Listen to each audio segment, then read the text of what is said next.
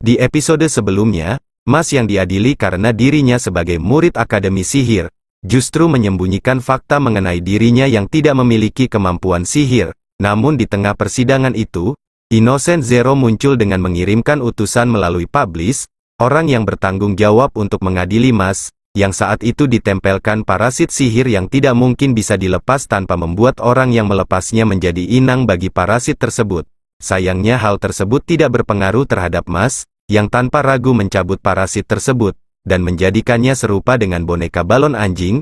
Bagaimana kelanjutan kisahnya? Langsung aja tanpa berlama-lama kita menuju ke TKP. Setelah kemunculan kepala sekolah dan juga Rain Ames yang meminta untuk menunda hukuman Mas, dengan alasan bahwa untuk kali pertamanya, Innocent Zero mengirim utusan pada mereka, maka kemungkinan besar Mas bisa menjadi petunjuk untuk bisa menghadapi organisasi tersebut. Namun meski sang kepala sekolah telah berkata demikian, para visioner suci hanya diam tak berkata apapun, sementara Mas yang melihat hal tersebut, baru mengetahui bahwa kepala sekolah adalah sosok yang sangat penting di antara para visioner suci. Mengetahui keheranan Mas, Ryo pun memberitahukan mengenai sosok kepala sekolah padanya, yang mana ternyata kepala sekolah adalah mantan visioner suci sekaligus menjadi legenda hidup, karena beliau adalah satu-satunya orang di dunia yang bisa melawan Innocent Zero di masa mudanya. Sementara Orter Madel sendiri tetap bersikeras untuk menghukum Mas, karena baginya, hukum dan peraturan harus ditaati oleh siapapun tanpa terkecuali, dan orang tanpa sihir sudah sewajarnya harus dihukum, atau bahkan dieksekusi. Namun di tengah ucapan Orter, saat itu secara tidak terduga kepala sekolah menundukkan kepalanya, dan tetap meminta Orter Madel dan para visioner suci lainnya mau menunda hukumannya, karena baginya Mas merupakan sosok yang bisa mengubah cara pandang semua orang terhadap dunia sihir, yang penuh dengan diskriminasi. Bahkan Rain Ames berlutut ikut memohon penundaan hukuman terhadap Mas. Sayangnya, meski mereka berdua telah memohon, namun Orter tetap bersikeras menghukum Mas, hingga tak berapa lama kemudian, Publish, sebagai orang yang bertanggung jawab mengadili Mas, dan sebelumnya telah diselamatkan oleh Mas, ikut menunjukkan sikap membela Mas. Meski untuk hal tersebut, dirinya rela mengambil resiko untuk turut dihukum. Setelah melihat 3 orang yang memiliki jabatan penting, rela menundukkan kepalanya demi Mas. Orter pun akhirnya melunak dengan memberikan penundaan hukuman, dengan syarat, bahwa Mas harus bertindak di bawah pengawasan visioner suci, sebagai bidak untuk menaklukkan Innocent Zero, serta Mas juga harus membuktikan kemampuan dirinya untuk menghadapi organisasi tersebut, dengan cara menjadi kandidat visioner suci di tahun ini. Orter juga memperingatkan, jika sampai Mas gagal maka dirinya akan segera dieksekusi. Mendengar semua syarat itu tanpa pikir panjang Mas pun langsung menerimanya. Sembari berkata, bahwa demi mewujudkan harapan kepala sekolah, serta meraih kehidupan damai bersama teman-temannya, Mas yang mengacungkan tinjunya ke udara, kemudian menghantam lantai dengan kuat, hingga menimbulkan hempasan angin yang kencang dan kepulan debu di sekitarnya, serta juga berpengaruh terhadap seseorang yang jauh berada di markas Innocent Zero.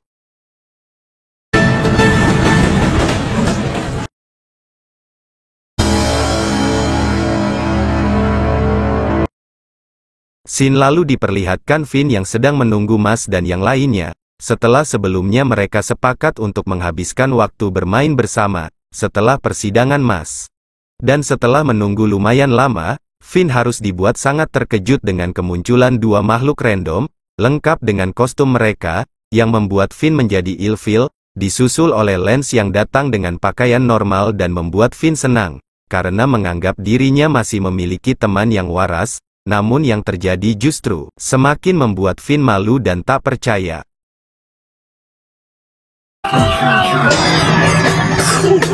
Selanjutnya mereka menemani Lance untuk membeli tongkat sihir yang baru di sebuah toko. Setibanya di dalam toko, mereka disambut oleh kakek pemilik toko, lengkap dengan aneka macam tongkat sihir. Finn yang kebetulan ingin mengganti tongkat sihirnya pun, terlihat berdiri di tengah lingkaran sihir sembari mengulurkan tangan dan mengalirkan sihirnya, dan tak lama kemudian, sebuah tongkat sihir meluncur dalam genggaman Finn, Pemilik toko lalu menjelaskan, bahwa tongkat sihir bagaikan bagian tubuh seorang penyihir, di mana semakin cocok tongkatnya, maka sihir yang dihasilkan juga semakin baik. Selanjutnya saat giliran Lance yang melakukannya, pemilik toko dibuat kagum, karena tongkat Lance merupakan tongkat sihir spesial di antara penyihir dua garis. Selanjutnya Mas ditawari pemilik toko untuk melakukan seperti kedua temannya barusan. Hal tersebut membuat Finn khawatir, karena bisa membuat jati diri Mas yang tidak memiliki sihir jadi terbongkar, tapi Mas justru dengan santai menerima tawaran itu, dan di saat Mas ingin memulai, fokusnya pun teralihkan ke sebuah tongkat aneh yang tertanam di lantai. Pemilik toko pun memberitahukan, bahwa tongkat itu sudah ada di tokonya sejak dahulu, dan tidak ada yang bisa mengangkatnya selama 1000 tahun terakhir, meski sekuat apapun tenaga dan sihirnya. Karena menurut legenda, di bawah tongkat tersebut, terdapat sumber air elf, yang bisa digunakan untuk membuat tongkat sihir yang luar biasa. Mendengar ucapan tersebut, Finn dan Dot justru khawatir dan mencoba untuk menghentikannya, karena mereka tahu apa yang akan Mas lakukan, namun semua terlambat, ketika Mas akhirnya dengan santainya menghampiri, dan mengangkat tongkat tersebut, hingga memunculkan sumber air yang membuat pemilik toko terkejut sekaligus senang, hingga memberikan tongkat tersebut kepada Mas. Tak lama setelah mereka keluar dari toko, Lemon bersama dengan senior bambu petuk tiba. Untuk selanjutnya mereka pun menghabiskan waktu bermain dan bersenang-senang bersama hingga sore tiba, di mana momen tersebut menjadi momen terbaik kebersamaan mereka. Bahkan Mas yang selama hidupnya tidak pernah memiliki teman, mengajak untuk mengulanginya lagi suatu saat. Beberapa hari kemudian, terlihat Mas bersama dengan Lance dan Finn menghitung koin emas mereka, guna persiapan mengikuti ujian menjadi visioner suci. Saat Mas menyatakan keinginannya untuk pulang terlebih dahulu, sementara di tempat lain, terlihat Orter Madel sedang membicarakan mengenai Mas kepada seseorang, di mana Orter meminta kepada orang tersebut agar Mas tidak bisa mengikuti ujian kandidat visioner suci, dan meski orang tersebut terlihat acuh, namun saat Orter memberitahu bahwa Mas mengalahkan Abel tanpa menggunakan sihir, orang tersebut terdiam, lalu suasana pun berubah mencekam.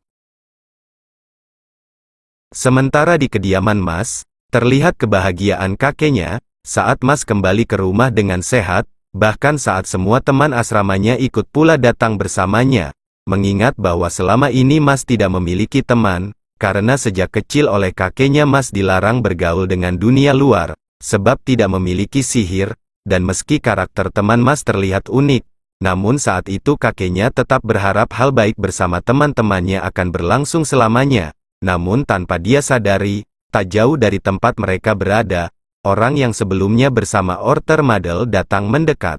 Namun di tengah perjalanannya, salah satu visioner suci, Rain Ames, menghadang dan menghujaninya dengan serangan pedang, yang memaksanya untuk berhenti.